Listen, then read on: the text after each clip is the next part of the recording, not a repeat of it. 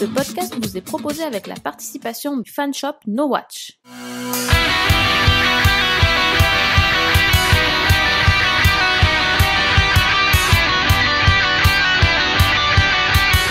Salut à tous, soyez les bienvenus pour ce nouveau numéro de Season 1. Le numéro de Season 1, comme à peu près 3-4 fois dans l'année, on vous retrouve en live. C'est le 165e numéro, avec une équipe de choc qu'on a réunie ce soir pour dresser un peu le bilan de la rentrée. Tout d'abord, je fais un petit coucou à Sophie, qui est là ce soir. Salut. C'est bien, je peux te voir en vrai, d'habitude je te vois jamais. Ouais, mais ça fait peur, hein. Un petit peu. Je suis tout rouge, j'allais te voir. C'est ça. Nous avons exhumé des années 30 Marion de la boîte à série qui est là. Oui, salut Alex, salut Sophie. En direct, oui, tout à fait, des années 30. C'est ça, exactement. Et puis nous avons aussi quelqu'un qui revient maintenant un petit peu régulièrement dans cette émission. C'est Laetitia Viron qui vient de la boîte à série depuis la Belgique. Salut Laetitia. Bonjour. Et puis nous avons deux petits nouveaux qu'on est ravis d'accueillir. Vous avez certainement pu lire leur livre, en tout cas je l'espère, le dictionnaire des séries et les 101 meilleures séries télévisées. Nils et Al et Benjamin Faux qui nous ont rejoints ce soir. Salut à tous les deux. Bonjour, Salut. bonjour. 4. Bonjour à tous. Alors cette semaine, on vous l'a dit, on va dresser le bilan de cette rentrée série, que ce soit en France, mais aussi aux États-Unis. On va essayer de s'intéresser à toutes ces nouvelles séries qui ont été lancées. Est-ce qu'elles ont rempli le contrat ou pas? C'est ce qu'on va essayer de savoir aujourd'hui. Et on va commencer tout de suite avec la rentrée américaine. Une rentrée américaine qui a été très chargée, hein, puisqu'il y a eu pas mal de nouveautés qui sont arrivées. Alors on va les passer en revue, on a essayé de faire quelque chose d'assez simple finalement. Et la première d'entre elles, c'est une série qui à l'heure où on parle a déjà été annulée. Il n'y aura que 13 épisodes, ça s'appelle 666 Park Avenue. Sophie, tu peux nous rappeler 2 secondes de quoi ça parle cette série ? Oui, en fait, on découvre un couple qui se fait embaucher dans une espèce de grand hôtel, donc qui est situé au 999 Park Avenue, mais avec un jeu d'ombre, on s'aperçoit que c'est le 666. Et en fait, à cette adresse, le gérant de l'hôtel, à qui appartient tout l'hôtel, est en fait le diable. Mais on le découvre vraiment tout de suite et on voit que tous les habitants de cette résidence ont plutôt des problèmes et que ce personnage un peu mystérieux peut les aider, mais il y a une énorme contrepartie à chaque fois. Et en parallèle, on suit les aventures de cette jeune femme qui va être gérante de l'hôtel et qui découvre un secret au sous-sol et qui essaye de comprendre un petit peu le passé de ce bâtiment qui semble un petit peu démoniaque. Bon, alors on l'a dit, hein, il n'y aura que 13 épisodes, Terry O'Quinn et Vanessa Williams dans les rôles principaux. Est-ce que vous avez été séduit par 666 Park Avenue? Je vais jamais réussir à le dire, je vais arrêter de le prononcer. Allez, on commence par nos petits nouveaux, Benjamin et Nils. Benjamin. Alors pour moi, non, je suis totalement passé à côté. La plupart des séries de cette rentrée tiennent souvent malgré tout par leur pitch. Et celle-là même pas en fait, c'est-à-dire que elle a réussi à me lâcher dès le début du pitch. Le seul intérêt c'était effectivement de revoir le personnage principal depuis qu'on aimait bien depuis Lost, l'acteur principal dont j'ai évidemment oublié le nom là comme ça, et donc qui évidemment déborde de charisme, mais qui se concentre un peu en fait sur son interprétation de fin de Lost, c'est-à-dire de la dernière saison de Lost, dont vraiment le côté démoniaque. Bon voilà, j'ai tenu un épisode et demi. J'avoue que les aventures des personnages principaux m'ont laissé totalement froid. J'ai pas vraiment compris en fait. Je sais pas si Nils a trouvé l'intérêt plus avant. Moi j'ai regardé un peu plus, mais pour une raison un peu différente et d'ordre privé, c'est que ma copine aime bien, donc du coup, il a bien fallu en regarder quelques-uns. Non, en fait, je suis pas complètement convaincu. C'est de la série Z, pas trop mal faite. Dans l'absolu, il y a des images, quoi, mais après, ça me rappelle tous les romans à l'eau de rose, les romans autour des grands hôtels et des espèces de fleurs rêvées comme ça. Ça fonctionne plutôt la chose parce que ça n'apporte rien à question fantastique. Et sur ce thème-là, qui est celui de la grande communauté comme ça de gens qui se découvrent et qui ont des intérêts divergents autour d'une maison qui concentre en fait la personnalité principale, sur ce thème-là, en fait, il n'y a pas grand-chose, quoi. Plus d'image. Laetitia ? Oui, moi je suis d'accord. Je trouve que c'est de la sous-série d'horreur pseudo, je sais pas quoi. Un peu sous American Horror Story. Oui, pour Thierry O'Quinn, j'ai regardé un épisode, mais même pas un épisode et demi. Franchement, j'ai été très déçue parce qu'ils en ont fait des tonnes aux États-Unis. Ils l'annonçaient en grande pompe et ils auraient pas dû. Franchement, ça aurait mieux fait de passer inaperçu, si je peux me permettre. Voilà. Bien, très bien. Marion, tu vas C'est tout ce sauver? que j'ai à dire. Désolée. Là, sur le coup, c'est mauvais point. Ouais, moi c'est pareil, non, je vais pas sauver la série. Moi, ça m'a un peu fait penser à un autre raté de l'année précédente qui s'appelait Ringer, une espèce d'un peu de soap matinée de. Enfin, on voit que c'est un soap et ils veulent en faire un peu une intrigue. Alors, j'ai vu que le créateur faisait référence à Hitchcock et c'est limite une insulte, quoi, parce que ouais, la série, elle tient pas du tout là-dessus. L'ambiance, elle est un peu ratée et les détails un peu horrifiques, ça fait pas du tout flipper. Donc du coup, non, c'est raté. Donc c'est pareil, moi j'ai regardé le pilote et quand j'ai su en plus que la série était annulée, voilà, j'ai complètement laissé tomber. Sophie. Au moins- Oui, vas-y Nils, vas-y Nils. Non, juste sur Ringer, en fait, au moins on avait 2 fois Sarah Michelle Gellar, puisqu'elle Oui, jouait. c'était ça. Et ça, c'était quand même 2 fois mieux, quoi. Mais bon, Ouais. c'est juste pour ça. Et là, une fois Vanessa Williams, c'est déjà trop. Sophie. Bah, moi, je le trouve quand même un peu dur. C'est vrai que c'est pas fantastique. Moi, vraiment, le point noir de cette série, c'est que ça ne fait pas peur et c'est quand même le problème parce qu'on nous vend une série d'horreur et en fait, on a une espèce de petit mystère. Bon, c'est pas extraordinaire, mais c'est pas si mal fait que ça. Le problème principal de la série, moi, je trouve, c'est le couple d'acteurs qui. L'ancien de Brothers and Sisters et sa femme là, sont vraiment un limite plante verte. Donc c'est vrai que la série repose que sur les épaules de Terry O'Quinn. C'est un peu léger, je trouve, pour une série de ce network-là, mais quand même, quand on regarde un épisode, on s'ennuie pas. On peut rester jusqu'à la fin. Donc voilà. Après, ça m'étonne pas que ça a été annulé, mais bon. C'est pas une grosse daube non plus. C'est pas aussi pourri que Ringer. Hein. Bon, écoutez, personne n'aura réussi à sauver cette série. Je pense qu'on va peut-être pas non plus s'attarder dessus, sauf que la prochaine qui arrive est pas forcément beaucoup mieux. Elle a aussi été annulée à l'heure actuelle. C'est aussi une série de ABC. C'est la nouvelle production de Sean Ryan, qui était très attendue. Là aussi, une grosse série à concept, Last Resort, sur un sous-marin nucléaire qui fait sécession par rapport aux États-Unis et qui fait un coup d'État sur une petite île des Caraïbes.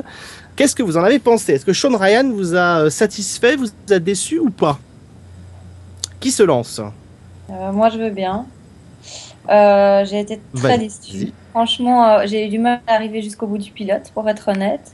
Pourtant, le casting est bon avec Scott Speedman, mais franchement, non, quoi. Vraiment. L'intrigue est pas passionnante. C'est bourré de clichés. Et franchement, si le sous-marin coule au fond de la mer à la fin du premier épisode, ça me va, quoi. Honnêtement. Donc, voilà. C'est un bon téléfilm, quoi, en fait. Même pas parce que ça finit pas bien. Enfin, pas pour moi. Oh. Bon, moi, je suis pas d'accord parce que moi, j'ai trouvé que le pilote était bien. Mais par contre, j'ai été vraiment déçue par les épisodes suivants. Donc, c'est une déception aussi, mais pas pour le pilote. C'est trop patriotique en plus. Voilà. Ah oui, bah, déjà, ça part sur l'armée. Donc, c'est sûr que ça allait être patriotique. En même temps, ils font sécession. Donc, oui, mais ils sont parce pas que si le patriotiques gouvernement que est ça. pourri. Pour les coup, hommes, là, ah, qu'est-ce que vous en oui. pensez? Pour le coup, c'est quelque chose qui m'a intéressé pour le pitch et donc du coup j'ai bien tenu le temps du pilote. La situation de départ me semblait potentiellement intéressante, bien que évidemment c'était des grosses ficelles du patriotisme américain. On pouvait craindre le manichéisme rampant. Mais alors le problème c'est une fois l'intrigue enclenchée, ils sont sur leur île, il y a le bras de fer, et qu'est-ce qui se passe? Eh ben, on ne sait plus du tout. Les scénaristes ne savent plus du tout où aller.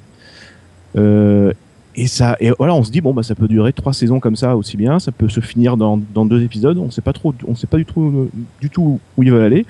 Et moi, j'ai perdu très vite l'intérêt à partir de ce moment-là. Alors que effectivement, le point de départ géopolitiquement était quand même intéressant et nous aurait pu faire vraiment autre chose. Je critiquais pas le pitch, Marion. hein. Je critiquais la mise en forme. Ouais, bah moi c'était pareil. Je trouve que le potentiel, enfin la série était très intéressante. J'ai trouvé le pilote plutôt réussi, surtout au vu de ce qu'on nous a proposé pour la rentrée. C'était pas mal. Après, comme Sophie, j'ai trouvé que les 2 épisodes suivants étaient un peu fouillis. On savait pas trop où voulaient aller les scénaristes. Et vraiment, je trouve que c'est dommage en même temps qu'elle a été annulée cette série parce qu'il y avait vraiment un tas de personnages différents. Et c'est vraiment une série chorale. On pouvait voir aussi ce qui se passe un peu à Washington, comment ils réagissent. Et moi, je trouve qu'il y avait des choses qui auraient pu être explorées. Cette série, elle avait un gros potentiel. Et bon, bah voilà, elle s'est crachée complètement. Je suis assez d'accord avec cette dernière analyse dans le sens où vous aviez en fait trop de personnages. Pour moi, c'est ça le problème. C'est-à-dire que la possibilité ou la potentialité de la série, c'était d'avoir plein de personnages et d'en faire une série chorale. Sauf que tout le monde ne sait pas faire Lost, en fait. Il y a quelque chose comme ça, quoi. À l'évidence, quand on regarde deux ou trois épisodes, on se rend compte qu'il y a des personnages et des intrigues qui sont 100 fois moins intéressantes que les autres, et du coup, on attend un peu la suite en se disant peut-être qu'au prochain personnage, ça va être plus intéressant. Du coup, c'est un peu chiant. Mais par contre, je suis d'accord sur l'idée que le pilote est quand même largement au-dessus du reste, et qu'ils avaient certainement la bonne idée de départ, et après, ils ont essayé de bosser sans vraiment en avoir le talent, quoi. Mais bon, pour moi, c'est plutôt une histoire de trop de personnages que pas assez, quoi. Réalisé par Martin Campbell, hein, le pilote, si je me trompe pas. Alors, est-ce que vous avez reconnu par contre la patte de Sean Ryan ou pas? Parce que finalement, c'est aussi ça. Sean Ryan est un auteur qu'on connaît bien, lié évidemment à The Shield. Est-ce que c'est pas surprenant de le retrouver dans une série comme ça, hein? Moi, j'ai pas reconnu la patte de Sean Ryan du tout. En fait, là, j'ai l'impression que c'était plus un prête-nom qu'autre chose.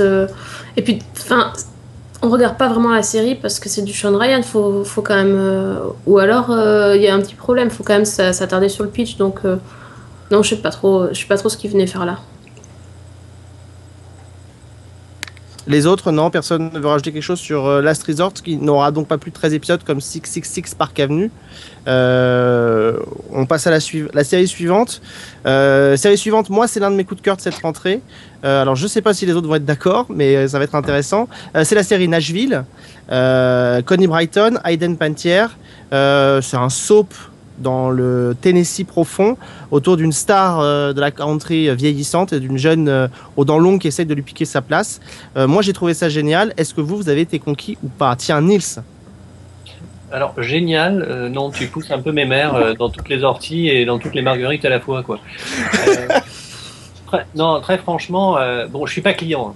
C'est pas du tout à moi qu'il faut essayer de vendre ce genre de produit, parce que c'est un peu la soap, c'est un peu du soap, c'est un peu Nashville, c'est un peu beaucoup à la fois, quoi. Il faudrait plutôt proposer ça à Benjamin Font, par exemple, qui normalement est très très client. Voilà. Non, après, Hayden Panettiere, c'était chouette de revoir Hayden Panettiere. Voilà, c'est tout ce que j'en dirais. Benjamin. Alors là, ouais, tu es un peu, voilà, tu vas un peu vite quand même. Je ne dirais pas que c'est mon coup de cœur de la rentrée, mais c'est quand même une satisfaction parce que c'est un vrai soap. Il est vraiment bien écrit. Les personnages sont très vite attachants. On trouve forcément un endroit auquel s'intéresser à l'intrigue à un moment ou à un autre. Après, il faut supporter la country. Ça, voilà, on n'est pas obligé. Et en plus, la country, c'est la country moderne. Enfin, il y a une histoire de passage de témoins entre deux générations. Mais bon, si on veut transposer à la France, c'est un peu comme si on avait, disons, Hélène Ségara et Sheriff Aluna qui se mettaient sur la gueule. Donc, faut tenir le coup. Hein. C'est la chanteuse là en France. Excuse-moi. Pardon. Ah, non. C'est ce type de country, c'est la variété américaine. Et effectivement, bon, c'est pas forcément les meilleurs moments du soap. Mais c'est vraiment culturellement, c'est quelque chose de parfaitement intégré aux USA. Donc pour nous, forcément, il y a le côté un peu la distance en plus, quoi. Mais c'est la série la mieux écrite, tout simplement. Hein. Voilà, les scénarios se tiennent vraiment bien, c'est bien rythmé. Voilà, on a envie de regarder l'épisode d'après, même si effectivement, je ne suis pas non plus 100% client de ce type de série. Surtout, c'est une série que moi je donnais perdante depuis la rentrée. Enfin, en tout cas, pour moi, c'était une série que je ne voulais même pas voir. Je voulais pas m'entendre parler. Déjà la country, j'avais déjà les boutons qui sortaient. Et en fait, j'ai vraiment pris une claque et j'ai trouvé que le pilote était vraiment superbe. Et même que la country passait très très bien parce que c'est pas. On n'a pas des morceaux qui durent 3 plombs, on a des petits extraits, on a des styles un petit peu variés, donc c'est vraiment très très bien. Et je trouve que quand on continue un peu les épisodes, on voit que les personnages sont vraiment fouillés. Autant la Hayden Panettiere, je la supportais pas dans Heroes, là je la trouve vraiment très bien parce que elle est une peste et on aime ça. En même temps, ils ont mis un côté un peu plus sympathique en elle parce que on voit d'où elle vient et ce qu'elle veut faire, tout ce qu'elle fait pour s'en sortir. Et en même temps, Connie Britton qui est juste normalement le personnage qu'on est censé adorer, elle a aussi des côtés hyper agaçants et peut être un petit peu énervant. Donc je trouve que ils ont vraiment vraiment su bien gérer leur personnage et c'est pour ça que c'est une série que j'ai envie de suivre. Mesdemoiselles, a priori, vous êtes censé être un peu plus la cible que Benjamin et moi qui avons aimé, sans tomber dans le cliché bien entendu. Laetitia, qu'est-ce que tu en as pensé de Nashville? Je suis assez d'accord avec Sophie. Moi, Country et Hayden Panettiere, j'étais assez réticente. Et puis, je me suis dit, à Connie Britton, donc je vais essayer. Et franchement, j'ai été très étonnée parce que la musique passe bien, malgré tout. Connie Britton est très très bien, mais ça comme d'habitude. Et même Hayden Panettiere, effectivement, passe, quoi. J'irai pas jusqu'à dire qu'elle est géniale, mais je la supporte, c'est déjà bien. Et franchement, l'intrigue avance. Elle avance pas forcément comme on voudrait, mais c'est vraiment bien écrit. On se demande où ça va aller. Donc, en tout cas, en ce qui me concerne, j'attends vraiment la deuxième partie de la saison pour me prononcer, mais c'est très bien parti. Marion. Ouais, moi je vais pas avoir beaucoup plus de choses à rajouter, c'est pareil, j'ai beaucoup aimé ce pilote. Connie Britton, elle m'a vraiment fait rappeler le rôle qu'elle avait dans Friday Night Lights aussi, où elle est d'un naturel, elle a un jeu, cette femme, c'est très naturel, donc j'aime beaucoup. Hayden Panettiere, pareil, moi je trouve qu'elle joue à merveille les pestes, que quelques filles, qui sont pas pestes par hasard non plus. Même la lumière, le jeu il y a les acteurs secondaires sont plutôt bons aussi. Par exemple, le père de Connie Britton, avec qui est très carnassier et espèce de JR un peu là, il est 100 fois nilois ce mec. J'ai bien aimé quoi. Donc je pense que je vais continuer à regarder, même si c'est vrai que la country, quand même, c'est un univers assez segmentant et il faut quand même, faut quand même aimer un minimum, sinon on va partir. Je sens que s'il y a une son pendant les chansons. Hein. Oui. Ouais, c'est ça.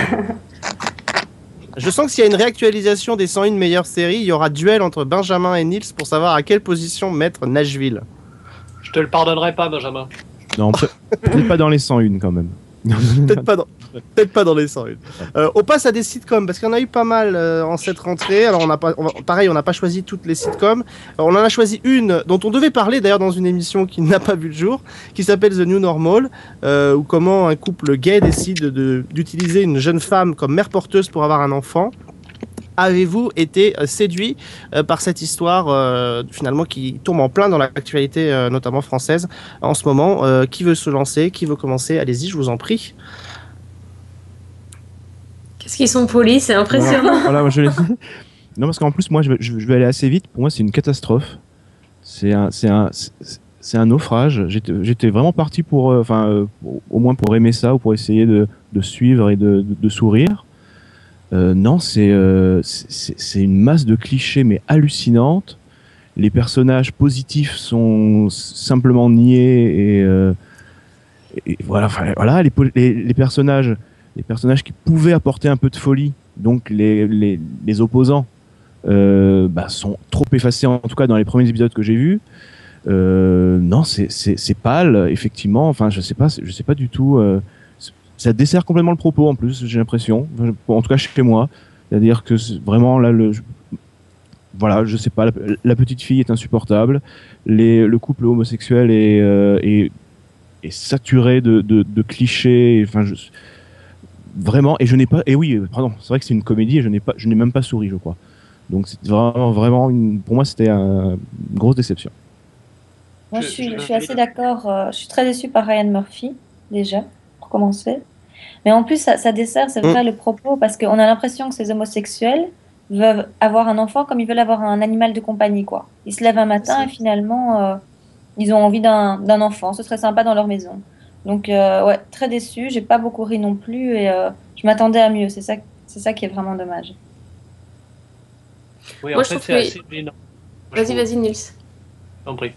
C'est assez gênant en fait comme série parce on se demande toujours si c'est fait pour Kiwitas en fait ou si c'est fait pour un public entre guillemets normal justement. C'est cette idée le nouveau normal. Le problème, c'est que c'est le public dont on se demande s'il est normal. Parce que si ça c'est calibré pour quelqu'un, franchement, c'est ou qu'il est foncièrement homophobe ou qu'il est foncièrement débile.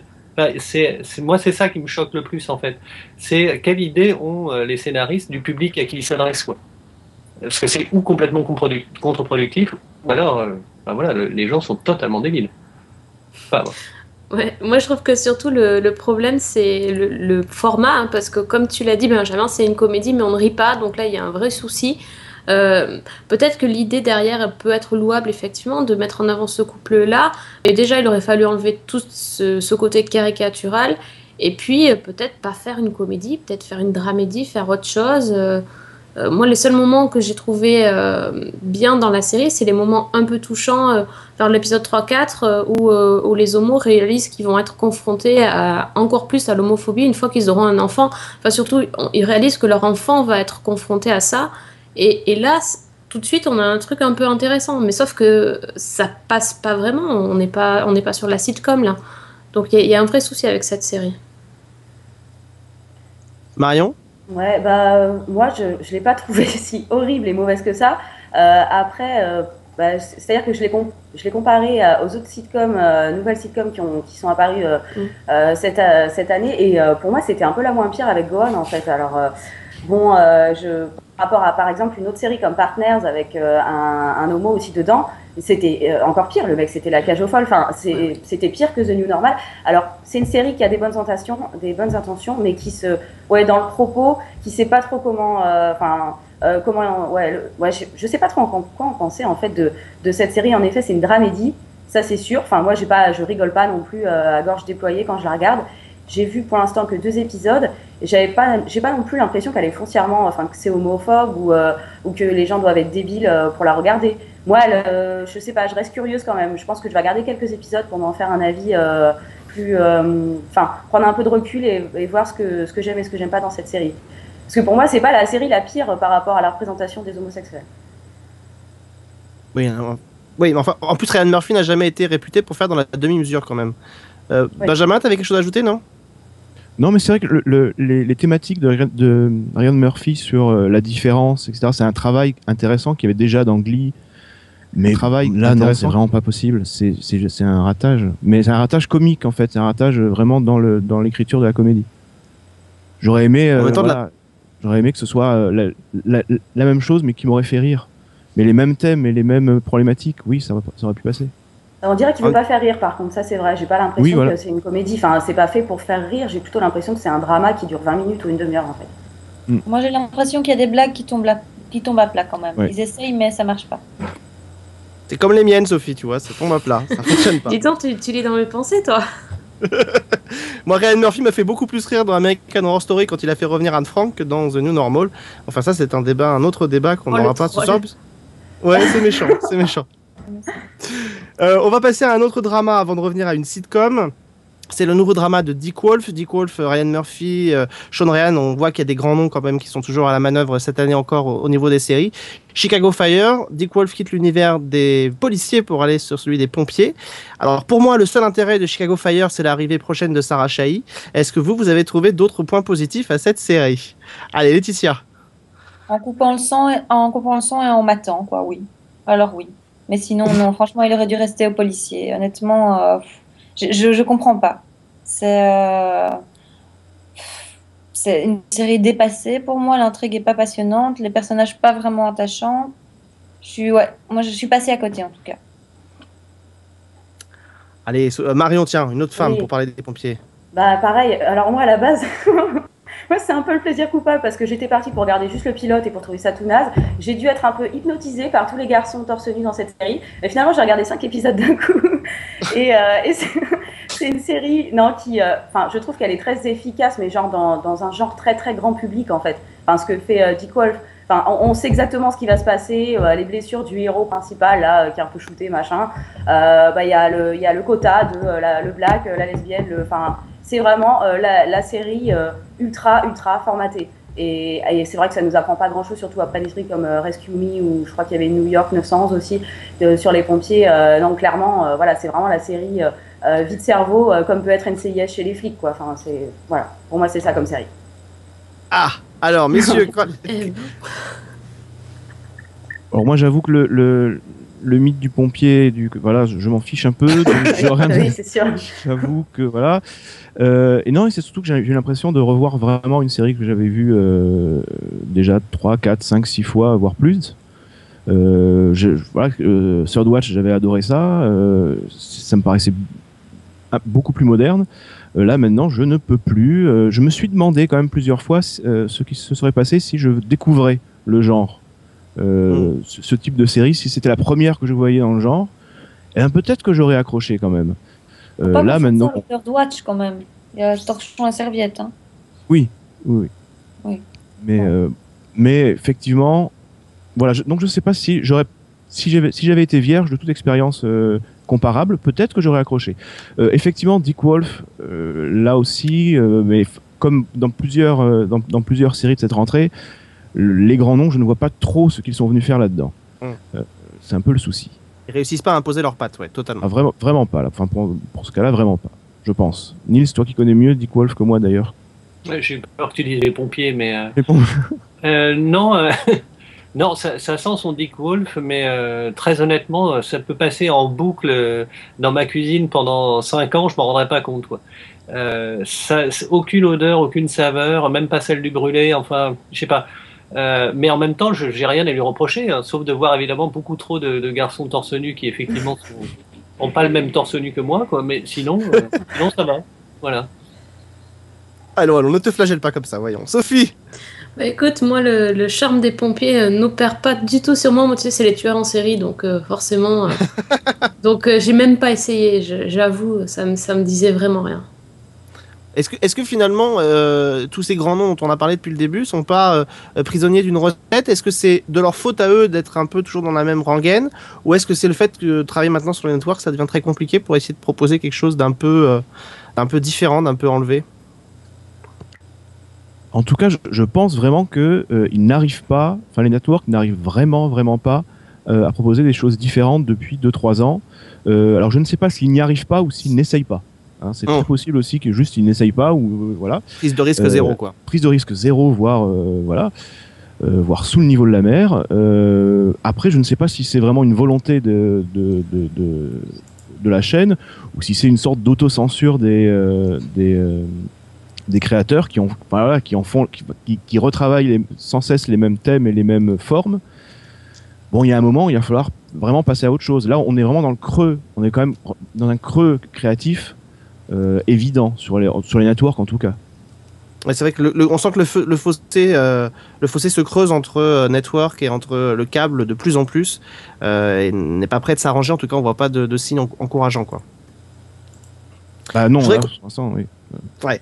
On va dire un mot rapide parce que c'est pas non plus forcément enfin peut-être d'ailleurs que vous allez la défendre outrageusement, d'une autre sitcom sur laquelle j'ai choisi de revenir, qui est Ben and Kate, une histoire de frères et de sœurs, hein, pour résumer grossièrement la série. Est-ce que ça fait partie des sitcoms que vous regardez ou que vous zappez complètement? Petit tour de table, Laetitia. J'ai pas compris pourquoi tu l'as mis dans la liste. Franchement, complètement insipide à mes yeux. Très bien, merci. Marion. J'allais dire RAS, mais c'était un peu ça, tu vois. Ouais, moi pareil, c'est une série qui pourrait peut-être être un peu attachante dans le style adolescent, parce qu'on voit que le frère et la sœur, ils galèrent un peu, qu'ils essaient de se soutenir, ça pourrait être presque attachant, mais en fait, non, je sais pas, il manque un truc. Et du coup, moi c'est pareil, j'ai arrêté dès le pilote, voilà. Très bien. Messieurs?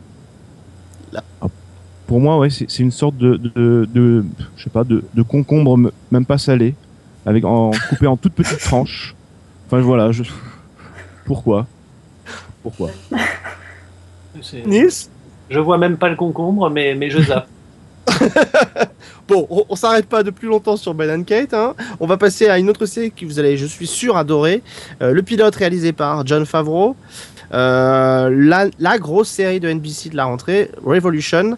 La Terre est privée d'électricité, on se retrouve 15 ans dans le futur, on essaie de reconstruire la Terre, c'est une grande tendance. d'un monde à reconstruire. C'était aussi d'ailleurs un peu le sous-texte dans Last Resort. Revolution était la grosse série. Elle a plutôt bien démarré. Elle se tasse un peu en audience. En tout cas, NBC y croit beaucoup. Et vous y croyez, Sophie? Je crois que je dois être un peu une des seules à défendre encore un peu la série, mais je suis un peu kamikaze moi sur ces séries feuilletonnantes. Je trouvais que le pilote était bien, après j'étais hyper déçue les 3-4 épisodes suivants, et je trouve que l'intrigue reprend avec cette fameuse histoire d'amulette qui permettrait de remettre l'électricité et donc les héros vont devoir un peu aller les récupérer parce qu'il y en a plusieurs qui sont disséminés dans les États-Unis. Donc là, ça a commencé à m'intriguer à nouveau parce que c'est vrai que l'histoire de la recherche du frère, on s'en fout. On s'en fout qu'il crève en fait, c'est ça le problème. Donc il faut vraiment qu'il y ait d'autres pistes à explorer. Et le souci, c'est effectivement le fait que la série soit arrêtée pendant si longtemps. Apparemment, ils vont reprendre que vers mars. Là, il n'y a rien de tel pour se casser la gueule. Alors les autres. Je peux me lancer, moi. J'ai par le pilote. Ouais, le pilote est vraiment bien. J'avoue que j'ai pas encore pu aller plus loin, mais le début est prometteur. Honnêtement, je trouve que c'est accrocheur. Le pitch est accrocheur et les personnages me sont sympathiques. Donc, je vais aller plus loin en tout cas. Ben. Moi, je pense que je vais lui donner une deuxième chance, effectivement. J'avoue que je n'ai pas été emballé. Enfin, le pilote est effectivement très efficace. J'ai un peu lâché l'affaire au bout de 2-3 épisodes ensuite parce que effectivement, je n'arrivais pas vraiment à me sentir vraiment engagé à côté des personnages, ce qui est un peu dommage dans ce type de série. Ensuite, voilà, c'est suffisamment feuilletonnant et il y a suffisamment de potentiel pour que j'y revienne. Après, voilà, ce n'est pas non plus d'une originalité folle. On a quand même tendance à prédire un peu certaines réactions, certains rebondissements. Mais j'avoue que dans le divertissement feuilletonnant, ça se laisse bien regarder, à mon goût. De là à en faire la grande série de l'année, voilà, pas non plus. Marion, tu l'as vu? Oui. Alors non, moi j'ai été quand même très déçue. Parce que c'est en plus Eric Kripke qui était aux manettes et je suis assez fan de Supernatural et j'attendais vraiment cette série comme une des 3-4 séries de l'année en fait. Et non, enfin le pilote je l'ai trouvé assez moyen, très prévisible, avec une esthétique un peu cheap, moitié Terra Nova, moitié, ouais pas terrible quoi l'esthétique. Et puis donc j'ai quand même continué à regarder et enfin l'histoire autour de la lumière, je trouve ça Enfin, je trouve ça vraiment bizarre qu'il y ait une fille qui est son. Enfin, je trouve ça mal fait, pas très crédible. En fait, on ne demande pas à ce que la série soit réaliste parce que de toute façon, elle l'est pas. C'est quelque chose. Enfin, mais il faut qu'elle soit un peu crédible pour le téléspectateur. Et là, pour moi, il manque un truc. Sans compter que l'héroïne me sort par les yeux littéralement. J'ai envie qu'elle crève et qu'on change parce que la petite blonde, moitié j'ai des remords, moitié je suis trop une fighteuse. Moi, elle m'a méga gonflée. Et voilà, j'ai un peu de mal avec les héros, les personnages. J'arrive pas à m'y attacher. Du coup, cette série, pour moi, c'est une grosse déception quand même, en fait. Je suis assez d'accord avec ce dernier commentaire, et d'ailleurs aussi un petit peu avec celui de Benjamin, dans le sens où, pour moi, le vrai gros problème, c'est effectivement les personnages. Parce que sinon, sur l'idée de départ et sur la réalisation générale des épisodes, le pilote comme les suivants, j'ai pas grand chose à dire, je trouve pas ça mal fait. Par contre, les personnages ont un vrai déficit de densité. On n'arrive pas du tout à s'y intéresser et j'en veux pour preuve, en fait, que c'est quand même strictement copié sur, l'intrigue est copiée sur un roman de Barjavel, un roman qui a été écrit dans les années 40, où on avait une toute autre idée de l'anticipation et donc, lorsqu'on lit le roman, je me suis amusé à faire la chose, lorsqu'on lit le roman, on n'est pas du tout face à la même histoire ou face au même personnage, ni même face à la même anticipation. Par contre, il y a ce même truc de soudain plus d'électricité. Et ben c'est curieux, mais je me suis 100 fois plus attaché aux personnages que décrit Barjavel, qui sont écrits dans les années 40, qui pourtant franchement sont assez loin de nous, que de ceux que nous propose la télévision américaine, qui sont censés pourtant connaître un petit peu leur cœur de cible, c'est d'ailleurs moi. Donc bon, voilà, c'est ce que j'en dirais. Pour moi, c'est pas mauvais, mais j'ai un vrai problème de personnage. Moi, j'ajouterais que j'ai eu la sensation que tout avait été dit un peu dans le teaser qui était passé juste avant la diffusion, où on avait quand même eu beaucoup d'éléments, et j'ai eu la sensation que le pilote était vraiment trop chargé en informations, en personnages, que la période pré-apocalypse n'avait pas été assez exploité, même si on y revient en flashback. Et voilà, moi ça a été une de mes déceptions. J'ai trouvé ça un peu trop plan-plan, un peu trop gnangnan. Je suis comme Marion, l'héroïne me sort un peu par les trous de nez. Ça me fait trop penser à Hunger Games que j'ai pas supporté. Donc voilà, je trouve que toutes ces références un peu mixées donnent quelque chose qui aurait très bien eu sa place sur la CW. Je la vois un peu moins bien sur NBC, mais bon, voilà. Ça fait partie en tout cas des séries à laquelle la chaîne croit. Maintenant, survivra-t-elle à son lapsus de 4 mois? Ça, c'est encore autre chose. Sophie le disait tout à l'heure, moi j'y crois pas tellement. Je crois que ça va être dur. Elle est déjà un peu dans les choux en termes d'audience, ça baisse. Et j'ai peur que son retour en mars soit difficile. On a comme une impression de déjà vu là, le coup du hiatus avec la série feuilletonnante, ça s'est mal goupillé pour les autres. Je vois pas pourquoi celle-là. Enfin non, la série. On s'en sortirait mieux. Ouais, c'est clair. Bon, on a pris un peu de retard, alors je vais choisir juste de m'arrêter sur une série de la CW, parce que c'est le seul network qu'on n'a pas abordé, une série de super-héros, Arrow. C'est le carton d'audience de la CW, l'un des rares de cette saison, comme depuis très longtemps. La série se maintient à des niveaux d'audience un petit peu extraordinaires. Le Green Arrow, qu'on avait aperçu déjà dans Smallville, revient ici. Certains le présentent comme une espèce de mixte entre The Dark Knight et Smallville. Est-ce que vous avez été sensible à l'histoire de Arrow? Je vais pas tomber dans le cliché, demander à ces demoiselles ce qu'elles ont pensé du charme du beau héros. Benjamin. Alors moi j'ai vraiment beaucoup aimé le pilote, tout simplement parce que la mise en place, le retour dans la ville d'un personnage qui a disparu pendant 5 ans, qui s'est transformé, mais voilà, tout ce retour un peu mystérieux, pour moi il y avait un côté Ulysse qui rentre à Ithaque et qui va enfin mettre de l'ordre, et ça fait plaisir, c'est très jouissif. Donc ce côté du personnage est extrêmement jouissif. Ensuite, malheureusement, il y a aussi toutes les petites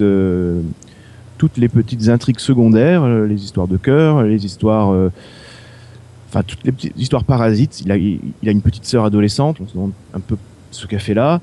Du coup, à chaque épisode, je me retrouve avec 10 minutes qui m'intéressent et une demi-heure qui m'endort complètement. Ceci dit, j'aime bien les 10 minutes qui m'intéressent et ça me fait plaisir de les voir. Donc, petit plaisir coupable parfois, voilà. Alors, moi, je ne serais pas tout à fait aussi cruel que Benjamin, même si je partage l'analyse sur l'opposition pilote-épisode. Et effectivement, le pilote est nettement supérieur au reste. Alors, c'est pas tellement pour moi Ulysse qui revient à Ithaque, hein, c'est plutôt le comte de Monte Cristo. Connaissant les références culturelles ça marche aussi. De série, à mon avis, c'est plutôt Alexandre Dumas. Mais bon, je dis ça, je dis rien. Ensuite, les épisodes, c'est un peu, ça dépend des épisodes en fait. Tant qu'il ne fait que remplir des missions simples de super-héros, à savoir méchants, en fait, ça va bien. Tout le problème, c'est effectivement, et Benjamin le suggérait, mais de manière un peu trop systématique, tout le problème, c'est les autres personnages et les relations qu'il peut avoir, notamment avec les femmes, que ce soit sa sœur, sa mère ou l'espèce d'autres super-héroïnes qui se tapent à un moment, enfin, c'est dans les derniers épisodes, là. Ça, par contre, c'est totalement insupportable. On n'y croit pas une seconde. On se rend compte soudain que l'acteur est dépourvu d'intensité dramatique au-delà de ses biceps, mais à un point, mais quasiment jamais vu. Et c'est tout à fait étonnant parce que le même acteur était autrement dirigé et avec une autre intrigue comme celle du pilote, ça passait complètement.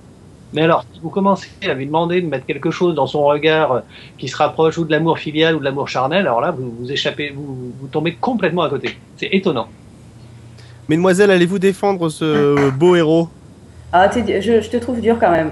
Moi, je trouve surtout qu'en effet, les dialogues dans ses relations avec les autres personnages sont tellement cousus de fil blanc que le pauvre, il ne peut pas faire grand-chose avec ce qu'on lui donne à ce niveau-là. Donc, pour le reste, pour moi, Arrow, c'est pas un chef-d'œuvre, mais c'est la meilleure nouveauté de la rentrée, à peu près à mes yeux, ouais, c'est ça. Donc moi, j'ai regardé tous les épisodes, c'est hyper jouissif. Pour une fois, c'est une série de super-héros matures, réussie, chose qu'avait complètement foiré The Cape. Et là, ils ont réussi. Eh oui, mais c'est un peu le même style quand même. C'est vrai. Mais sauf que là, c'est réussi. C'est vraiment intéressant et fun de suivre ces aventures. Après, c'est vrai qu'il y a un petit déficit au niveau des relations. Les relations avec la mère, les relations avec sa petite copine sont vraiment... On sait plus ou moins ce qu'ils vont se dire, c'est assez chiant. Et sans compter que l'adolescente, en effet, sert à rien par se plaindre. Elle est assez chiante. Faut toujours une adolescente pour se plaindre. Laetitia, es-tu sensible à l'arc et la tenue toute verte. Oui, enfin, moi j'aime bien, mais je suis d'accord. On va dire que moi, il n'y a pas 10 minutes, il y a 20 minutes qui m'intéressent. Il y a 20 autres qui m'ennuient beaucoup plus. La petite sœur, elle est insupportable. Vous êtes gentil en disant juste elle sert à rien. Elle est insupportable. Franchement, effectivement, elle serait pas là, ce serait mieux. C'est un truc de super-héros, quoi. Je trouve ça gentil. Je n'irai pas jusqu'à dire que c'est la meilleure série de la rentrée. Franchement, voilà. Smallville un peu mieux, on va dire. Et la comparaison avec Dark Knight? Alors là, franchement, ça c'est insulter Dark Knight. Faut pas abuser non plus. Dark Knight c'était super. Arrow c'est sympa. Il y a quand même. Non. On ne touchera pas à Batman. Bah, disons que le héros est sombre quand même dans Arrow. Il n'hésite pas à tuer. D'ailleurs, il se fait bien sermonner par son acolyte qui arrive avec lui là, qui le rejoint. Il va quand même assez loin, quoi. On n'aurait jamais imaginé le petit gars de Smallville faire ça, quoi. C'est quand même un super héros, un peu post Dark Knight. Certes, c'est pas du tout comme le film, mais on sent que le film est passé par là. Oui, d'accord, mais bon, on peut pas comparer à Christian Bale et à son interprétation et à son personnage torturé. Non, c'est sûr. Voilà, c'est juste ça que je dis. Chers amis, vous aurez compris où les goûts de ces demoiselles se situent en fonction de la façon dont elles ont défendu Arrow. Non, mais je comprends ce que tu as dit, Laetitia, c'est-à-dire que effectivement, je pense qu'on va avoir comme ça plein de références à The Dark Knight qui vont pleuvoir maintenant que The Dark Knight justement est arrivé. Ça va devenir un petit peu la caution morale pour défendre des séries, mais comme on l'a fait sans arrêt, comme en France, dès qu'on sort une série réaliste, on va dire, on veut faire son The Wire, quoi. Ça donne un petit cachet un peu moral, ça fait bien sage, ça fait bien gentil. Mais c'est vrai que la comparaison avec ce film-là n'est absolument pas méritée. On va passer à une autre série, à d'autres séries, cette fois-ci, peut-être pour vous laisser sortir un peu plus votre côté langue de vipère, puisqu'on va s'intéresser à la France. Il y a eu aussi beaucoup de nouveautés qui sont arrivées en cette rentrée en France. J'ai choisi de commencer par une série qui était alors pas tellement attendue, en tout cas pas par nous, je crois avec Sophie qu'on peut le dire. C'est la saison 2 de 13. Pourtant aux commandes d'un certain Roger Avary, pote de Quentin Tarantino, qui avait écrit avec lui le premier script de Pulp Fiction, et puis pas mal de grands noms, Pascal Laugier à la réalisation d'épisodes. Est-ce que vous avez, alors pour ceux qui l'ont vu, qu'avez-vous pensé de cette deuxième saison de 13? D'abord, qui l'a vu? Moi je l'ai vu. Alors vas-y. Je crois que je suis la seule. C'est ça. Ok, alors moi, déjà pour commencer, la saison 1 de 13, je l'ai trouvée mauvaise, mais mauvaise, à tel point que c'était pas possible pour moi de regarder la saison 2. Est apparu le nom de Roger Avary, et c'est juste pour lui que j'ai commencé à regarder la saison 2 de 13, sinon jamais j'y serais retournée. Et il y avait aussi Roxane Mesquida, une actrice que j'aime plutôt bien, donc voilà, ça m'a donné envie de regarder. Ouais, quand elle se mettra à savoir jouer, quand même, il faudrait qu'elle apprenne à jouer quand même. Ouais, parce que c'est vrai que du coup, elle a quelques limites qu'on voit quand même dans la saison, franchement. Mais oh, gentil, Marion. Mais bon, alors, cela dit, j'ai trouvé cette série complètement déjantée, complètement imprévisible et du coup hyper jouissif, quoi. Parce que tu sais pas ce qui va se passer. Tu peux pas te dire, comme dans n'importe quelle série, oh, ce formaté, oh, je sais le dialogue suivant. Non, là, tu sais pas ce qui se passe, quoi. Des fois, t'es dans la tête du héros. Enfin, il y a une histoire de double qui arrive, ça part complètement en sucette. À un moment donné, ça part tellement en sucette que on est un petit peu trop perdu, limite, en fait. Mais c'est vraiment une satire. Enfin, moi, je préfère être complètement perdu que être déçu parce qu'un truc est trop prévisible. Donc j'ai vraiment trouvé ça fun, cette série. Ouais, alors moi j'aime bien être perdu, mais quand j'ai l'impression que les créateurs ne sont pas perdus aussi en l'écrivant. Et le problème c'est que là je suis en train d'arriver au 11e et 12e épisode et j'ai l'impression qu'eux-mêmes ne savent pas tellement où ils vont. C'est bourré. Le dernier est chelou. Le dernier épisode, la fin, la chute, elle est très très bizarre.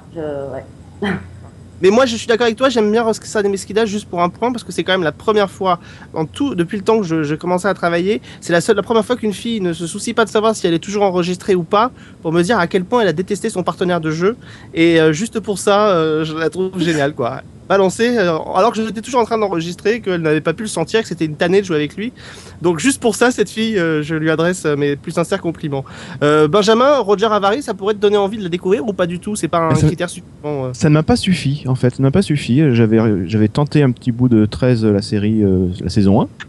Plus par amour pour la BD et pour le souvenir de la BD qu'autre chose d'ailleurs. Et j'avais fui très très loin, en fait. Voilà. Et non, je ne suis jamais revenu. J'ai pas essayé. J'ai pas eu le courage d'essayer la saison 2. Ça a vraiment rien à voir, la saison 2. À la rigueur, je te conseille de la regarder juste. Mais à la limite, voilà, parce qu'à la limite, tu m'as donné envie. Franchement, elle est folle, cette saison. Le côté fou peut me tenter aussi. Ouais, on convoque plein de références, ça peut être sympa. Il faut passer les 2-3 premiers épisodes qui font un peu le pont entre la saison 1 et la saison 2. Mais à partir du troisième, quatrième, Roger Avaris se fait plaisir. Et on voit que les mecs s'amusent. Alors des fois, ils s'amusent un peu trop. Ils oublient Ouais. qu'ils ont des gens qui les regardent. Mais voilà, grosso modo, c'est plutôt agréable à suivre en tout cas. Une autre série, cette fois-ci sur France 2. Ça a été un peu une tendance. La série est déjà renouvelée pour une seconde saison. C'est K1 avec Bruno De Brandt, l'histoire d'un flic en fauteuil roulant, une espèce de mentaliste sur roulette. Qu'est-ce que vous en avez pensé? Est-ce que vous l'avez vu ou pas cette série? Quelqu'un l'a vu? J'en ai vu un peu, oui. Moi, j'ai vu Euh, mais vas-y, je t'en prie. Fais-toi je plaisir. commence juste, mais ouais, je pense que c'était une bonne idée. Enfin, c'était un, comment dire, c'était pas le bon terme. C'est des bonnes intentions, mais ça n'a pas suivi au niveau de la réalisation et surtout au niveau de l'écriture, parce que tout simplement c'est simplement une série policière extrêmement classique, avec un personnage un petit peu décalé par rapport à ce qu'on a l'habitude d'avoir. Alors effectivement, ça fait du bien d'avoir une série française quelque chose d'autre qu'un héros à la Navarro ou à la Juliesco. D'un autre côté, pour écrire des dialogues comme des dialogues comparables à ce que pourrait faire un House ou des personnes comme ça, voilà, bah, il faut savoir, faut y arriver. Et là, ça tombe à plat. C'est-à-dire que voilà, les petites vannes, les petites piques qui sont quand même le moteur du personnage, les trois quarts du temps. Et ben c'est écrit à côté. Soit c'est trop littéraire, soit c'est pas assez littéraire. Donc du coup, moi, je suis resté à côté parce que simplement, je comprenais la démarche. J'étais plutôt pour. On m'aurait dit oui, effectivement, sur le papier, mais en face, mais voilà, faut écrire les dialogues, quoi, en fait. Et la preuve, l'acteur qui est un bon acteur, on l'a vu dans Engrenage. Engrenage. Il est excellent dans Engrenage. Bah, il n'arrive à rien, tout simplement. Il n'arrive, enfin, disons, à pas grand-chose parce que voilà, il peut rien faire avec ce qu'on lui donne comme dialogue. Et les intrigues sont très logiques, sont très convenues aussi. Voilà. Convenu, ouais, c'est très attendu. Laetitia? Oui, en résumé, c'est une série policière classique, quoi. On ne s'attend pas à c'est pas grandiose. Voilà, on a envie de regarder un petit épisode des experts ou de ça. Bah, voilà, c'est pas pareil, mais au final, c'est la même chose. On a cherché le coupable, on l'a trouvé, et voilà. Quelqu'un d'autre l'a vu, K1 ou pas du tout? Personne n'a Oui, moi été j'ai sensible. subi ça. Effectivement, c'est une série classique de TF1, rien de nouveau sous le soleil, si ce n'est que De France 2. France 2, pardon. Le personnage est hyper horripilant, mais moi ce qui m'a vraiment énervé, c'est ces dialogues avec les femmes où on a l'impression que plus il leur parle mal, plus elles veulent coucher avec lui. Je sais pas ce qu'ils avaient fumé les scénaristes ce jour-là, mais ça n'existe pas dans la vraie vie. Donc je trouvais vraiment ça pas terrible du tout. Bon. Personne d'autre ne veut achever K1, c'est bon? Vous allez peut-être vous faire On peut dire bravo à Bruno De Brandt pour avoir joué dans un fauteuil roulant alors qu'il n'est pas handicapé. Ça Voilà, doit quand même être difficile. il a eu un bon coach pour pouvoir le Oui, faire. d'accord, On mais va... bon. Bah, je vous propose de faire votre repentance avec la série d'Arte, ainsi soit-il. Les prêtres de Arte, qu'est-ce que vous en avez pensé? Nils, tiens, est-ce que tu l'as vu? J'ai jeté un coup d'œil, effectivement. Alors, pour résumer ça tout rapidement, disons que c'est pas mal fait, c'est pas mal écrit. Ça ne m'intéresse pas plus que ça. Mais je comprends tout à fait, par contre, qu'on considère que c'est une série qui prouve, on va dire, la qualité à la fois des scénaristes, des producteurs et des réalisateurs français. Que ça prouve quelque chose, effectivement, du niveau de la série, notamment du niveau de la série sur Arte. Après, bon, voilà, je suis absolument pas client, j'ai des plaisirs coupables, je suis parfois très exigeant sur d'autres choses. Là, ça tombe pile au milieu, c'est-à-dire je peux en dire que du bien, mais ça m'intéresse pas. Voilà, t'es passé complètement à côté. Ça peut arriver, hein, je peux comprendre, c'est vrai que l'univers est un peu réfractaire, il y a un rythme qui est particulier. Il faut accepter de rentrer dedans, il faut accepter de se laisser imprégner par la vie de ces séminaristes. Laetitia, est-ce que tu l'as vu? Oui, je l'ai vu, ben, pareil. Très bien fait, rien à redire, mais honnêtement, j'ai trouvé ça chiant. Après, c'est vraiment mon avis, quoi. Ça m'a pas intéressé. Mais qu'est-ce qui t'a rebuté? Il y a quelque chose qui t'a... C'est le rythme, c'est les intrigues, c'est quoi? Sans doute le rythme, oui. J'ai pas accroché sur des personnages, pour être totalement honnête. Ils sont très émouvants, profonds, bien écrits, tout ce qu'on veut, mais honnêtement, là maintenant, je ne sais pas ce qui leur arriver et je ne pas de le savoir, quoi. C'est pas, voilà, ça m'a vraiment pas touchée. Donc ça m'a pas forcément intéressé. À la base, c'est un sujet qui m'intéresse non plus, donc je dois reconnaître effectivement toute la compétence et le talent de tous les gens qui y ont travaillé, mais merci, mais non merci. Très bien. Marion, Moi, j'ai vu seulement le pilote et j'ai beaucoup aimé. La lenteur de l'action s'explique évidemment par son sujet, donc ça ne m'a pas dérangé. Après, c'est vrai que je veux voir la suite, mais un peu comme tout le monde, j'ai pas encore pris le temps de la voir et ça veut peut-être dire aussi que voilà, il y a d'autres choses plus fun, divertissantes ou je sais pas auxquelles je tiens le plus de regarder avant. Donc c'est peut-être que le sujet aussi, bon, la religion, moi c'est pas forcément mon dada, donc du coup il faut quand même que je me mette dans un certain état d'esprit avant de revenir sur cette série. Oui, je crois qu'en fait, on va tous être d'accord que c'est vraiment bien fait, bien foutu, mais que c'est un peu difficile d'accrocher. Moi aussi, j'ai trouvé qu'il y avait des longueurs et des lenteurs, et c'est pas forcément parce que ça se passe dans une église ou dans un séminaire, mais c'était vraiment... bon, il faut avoir dormi avant, quoi. Moi, c'est juste le problème. Faut choisir son moment. Non, mais il y a des séries, c'est comme ça. On peut pas les regarder n'importe quand, n'importe comment. Ouais. Et faut pas être fatigué. On peut pas enchaîner 3 épisodes non plus, sinon c'est kamikaze. Ouais, il y a des épisodes que j'ai bien aimé et d'autres où je me suis un petit peu fait chier quand même. Faut dire ce qui est. moi je dirais que elle pâtit un peu du même travers qu'un village français en saison 1, c'est-à-dire à vouloir concentrer en trop peu d'épisodes un trop grand nombre d'intrigues. Finalement, la série en perd en rythme, d'intensité. Elle commence à devenir intéressante, je trouve, à partir des épisodes 4, 5, c'est-à-dire la deuxième partie de la saison. Et je pense qu'on en avait d'ailleurs discuté avec les producteurs, ils se seraient recentrés sur une période donnée de l'année des séminaristes, comme ils l'ont fait sur un village français à partir de la saison 2. Je pense que ça aurait été beaucoup plus intéressant et ça aurait permis peut-être d'aller plus au cœur des choses. Et puis moi, je trouve que leur pirouette pour éviter certains sujets est quand même un peu limite. Voilà, se dire on évacue le cas notamment de la pédophilie avec une petite phrase, je trouve ça un peu limité. Bon, je sais pas si ce que vous en avez pensé, Sophie, toi qui l'as vu en entier. Non, moi j'ai arrêté avant la fin justement. C'est ce que j'étais en train de dire. Non, mais sur cette partie-là qui est dans le pilote, sur les problèmes du style pédophilie, justement, qui ne sont pas abordés dans la série, hormis autour d'une petite phrase.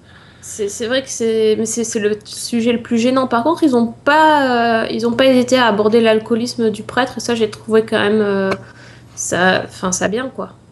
Tout n'était pas trop tout blanc. En tout cas, il y aura une saison 2 sur Arte. Allez, on se fait plaisir. C'est la série que tout le monde adore laminer depuis de longues semaines sur M6. Le Transporteur a débarqué. 3,5 millions pour le premier épisode, 2,3 millions je crois, ou 2,4 millions pour le troisième. Alors, est-ce qu'on va trouver ici des gens qui acceptent de défendre cette série? J'avoue que secrètement, j'aimerais en avoir un. Ce ne sera pas moi. Parce que, tout simplement, je l'ai découverte sur M6 jeudi dernier. Je suis resté un peu quoi pendant un moment, et puis à un moment j'ai vu arriver l'écran pub, et en voyant arriver l'écran pub, j'ai eu l'impression d'un torrent d'intelligence qui m'arrivait dans la... Et j'ai compris ce qui me manquait en fait depuis 10 minutes, un quart d'heure. C'est abyssal, c'est c'est ce que le formatage a fait de pire à la télévision, je pense, le Transporteur. Même un vieux SAS, ça m'intéresse plus, quoi. Comme en livre. Voilà, non, je ne sais pas. J'ai ri, simplement j'ai ri, mais j'ai ri contre non pas avec les blagues du personnage, parce qu'il y a des moments d'humour, mais il y a des moments d'humour involontaires. Il y a des scènes qui sont tellement absurdes, qui sont tellement là pour le fanservice, que voilà, j'ai ri. Bon, j'ai ri et voilà, je suis retombé après j'ai repris mes esprits et voilà, j'ai fui. Un jet privé arrêté par un téléphone portable envoyé dans le réacteur. Moi, je dis chapeau bas quand même. Hein, voilà, il y a des choses comme ça. On rit. Le personnage du méchant, enfin voilà, la mort du père, ça m'a fait rire. Le coup de la baguette de chef d'orchestre comme arme du crime, bah ça m'a fait rire, mais c'était pas fait pour. Mais voilà, non, François Berléand. François Berléand, ça m'a fait rire, c'était pas fait pour. Enfin, ouais. Non, c'est une catastrophe.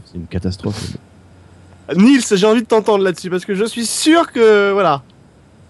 ou pas, en fait. Moi, je tire pas sur les ambulances. Enfin, c'est tout le problème, que ce soit des transporteurs ou pas. Hein. Moi, enfin, voilà, c'est trop une ambulance, c'est trop chargé de cadavres et de gens qui ont besoin d'aide. Quoi, je peux pas. C'est trop.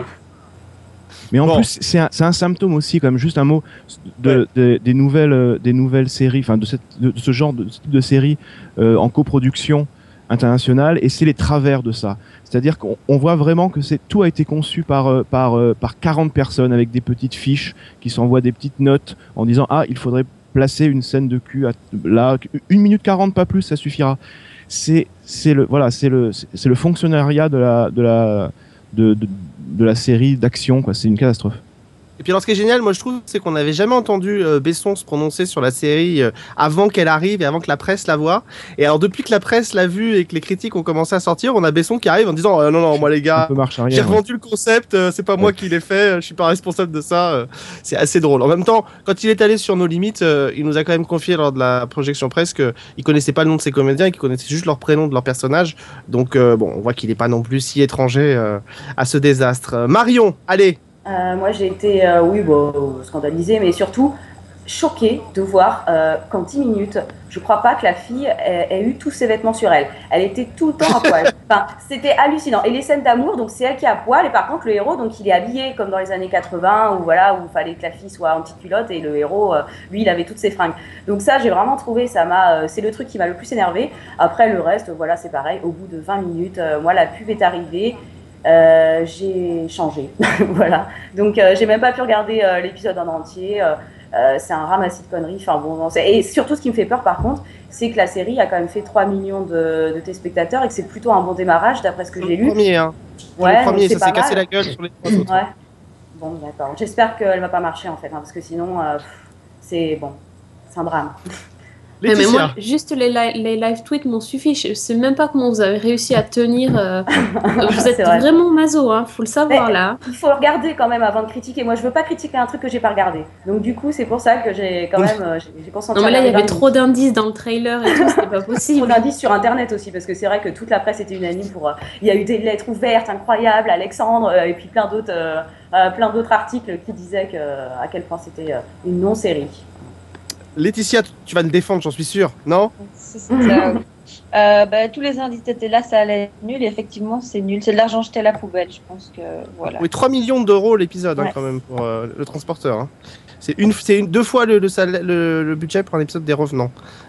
Juste pour un ordre d'idée. Justement, tiens, un mot rapide. Alors, on va pas en dire trop, notamment pour Sophie et Laetitia, parce qu'on en parle dès la semaine prochaine. Les Revenants, c'était la série très attendue de la rentrée. Alors, autant les critiques étaient unanimes sur le transporteur pour dire que c'était mauvais, autant là, il y a un torrent de critiques positives sur les Revenants. Certains commencent à se demander si on n'en a pas trop fait. Et vous, qu'en pensez-vous, Marion? On en a beaucoup fait, en même temps, on en a fait à raison, quoi. Moi, j'ai regardé les 4 premiers épisodes. C'est une série unique en son genre. On n'avait encore jamais vu ça en France. Une série fantastique, d'ambiance, aussi bien réalisée à tous les niveaux. Du coup, forcément, on s'est complètement tous excités parce qu'on voit pas ça tous les jours dans les séries françaises. Donc, moi, je continue à être à fond pour les Revenants. Et on fera une émission bientôt spéciale les Revenants où on saoulera encore Sophie. et voilà, quoi. Non, j'adore. Nils. Je sais pas si on en a trop fait. En fait, on en a peut-être un peu trop fait si effectivement on lit trop les critiques et qu'on s'attend.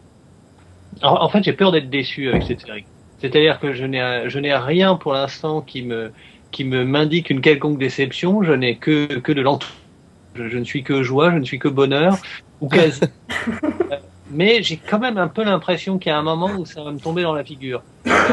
En discuter avec Benjamin, donc je le laisserai développer la chose, parce que le problème c'est qu'on se connaît, donc on a des conversations privées. Enfin, on est un peu désolé pour ça, mais on en discutait avec Benjamin et on était assez d'accord tous les deux sur l'idée que, en fait, ils allaient nous laisser tout ça sans explication à la fin, du genre et puis voilà, et puis c'est comme ça, et puis c'est tout, et qu'on allait être super frustrés. Mais Benjamin, vas-y, développe. Moi, c'est effectivement une crainte. Alors d'abord, je voudrais revenir sur quelque chose. Techniquement, c'est effectivement une des meilleures séries françaises que j'ai vues au niveau de la qualité de production, c'est-à-dire au niveau de la photo, au niveau de la musique et de l'intégration des musiques, au niveau même du travail du rythme, du travail des jeux des acteurs, il n'y a rien à redire. Donc techniquement, c'est un carton plein. Je flippe un petit peu sur le scénario. J'en suis comme tout le monde, enfin comme tous les gens qui regardent au fur et à mesure de la diffusion, j'en suis au 4e épisode. Et je connais un petit peu Emmanuel Carrère qui a co-signé le scénario. Et j'ai très peur qu'à un moment on me dise on n'explique absolument rien et on dise ah non mais l'important c'était la psychologie des personnages et comment ils ont voilà. Ça, voilà, je le vois venir à 2 km et je sens que ça va m'énerver. Parce que, en fait, il y a trop d'éléments qui sont strictement fantastiques et qui n'agissent pas uniquement sur les personnages. Il y a trop d'éléments. J'ai besoin d'une explication, ne serait-ce que pour maintenir la plausibilité de l'univers. Mais bon, ça, vraiment, je pourrais en reparler à la fin de la saison 1, mais j'attends de voir la suite, quoi. Mais vraiment, vraiment, toutes les séries devraient être réalisées avec ce soin, cet engagement, cette vision. Au moins, c'est une série qui a une vision et qui se donne les moyens de la transmettre. Donc, c'est quand même ma série de la rentrée. Hein. Voilà, complètement. Oui. J'attends la suite. Mais moi, je suis comme vous là pour cette série parce que effectivement, en ce moment, je suis à fond dessus et j'ai une peur d'être déçue, mais c'en est horrible parce que j'anticipe les épisodes prochains en me disant non mais là ça va pas être possible, ils vont nous sortir un truc qui va être tout nul et j'ai vraiment peur de cette explication à la fin ou de cette non-explication mais en même temps je suis sur les dents parce que voilà, j'ai plus d'épisodes à regarder, j'attends. Et après, Lost nous a déçus aussi, donc toutes les séries peuvent pas être d'une perfection incroyable du début à la fin. Moi, j'ai pas peur spécialement. Peut-être ils se planteront à un moment donné, mais peut-être ils sauront aussi rattraper la barre. Donc, moi, j'ai plutôt hâte de voir la suite. Laetitia, nous, on fait partie des chanceux qui ont eu la chance de le voir dans des conditions géniales, c'est-à-dire sur grand écran, ce qui magnifie encore plus, je trouve, la série. Toi, c'était une série que tu attendais, et qu'est-ce que tu en retiens comme ça rapidement, puisqu'on en reparlera la semaine prochaine? Oui, j'attendais puisqu'on attendait la série française qui allait être bien et la série Canal avec du budget, du scénario et tout ça. Et j'ai vraiment pas été déçue. Pour le moment, c'est super. Et je voudrais rassurer les autres. On nous a juré qu'il y aurait une explication logique avec des guillemets, et qu'on nous dirait ce qu'il en est à la fin de la saison 1. Donc si ça peut vous rassurer, normalement, on va pas nous laisser dans le doute. Après, je sais pas ce qu'on nous dira, mais En même temps, si ça peut vous rassurer ce qu'a dit Laetitia, moi je vais pas vous rassurer parce que moi j'ai pu voir l'intégrale de la saison 1 et que c'est clairement. Alors en même temps c'est positif, c'est-à-dire que c'est une série qui se construit dans le temps. Donc ça veut dire qu'on ne l'a pas fait comme si ça devait être terminé à la fin de la saison 1. Ne vous attendez pas à avoir beaucoup de réponses en fin de saison 1, vous les aurez après. Notamment la question primordiale qui est du retour des revenants, ça on l'aura à mon avis un peu plus tard, mais effectivement, je retourne ce que tu m'as dit, ce que tu as dit Laetitia, c'est-à-dire que lors du déjeuner presse, Fabrice de la Patelière nous disait mais on aura les réponses, on aura toutes les infos et tout, mais en même temps il nous a dit aussi on ne peut pas être plus ouvert sur la suite. Et effectivement, c'est très très open. Hein. Ok, très bien. Donc voilà. Mais en tout cas, ça fonctionne bien. C'est normal dans la mesure où il y a déjà une seconde saison de signée. On peut pas donner toutes les réponses en fin de saison 1, on s'y attendait un peu. Après, il faut espérer que la saison 2 n'arrive pas dans trop longtemps aussi. Hein, parce que souvent, dans les productions françaises, on peut attendre longtemps. Ça, c'est le truc que l'on a. On va terminer avec une dernière série française, parce qu'on est un peu en retard, mais c'est une série qui vient de sortir en DVD. On parlait tout à l'heure de la version drama du handicap. Il y a une série comique qui passe sur France 2 en ce moment, qui marche plutôt bien, qui s'appelle Vestiaire.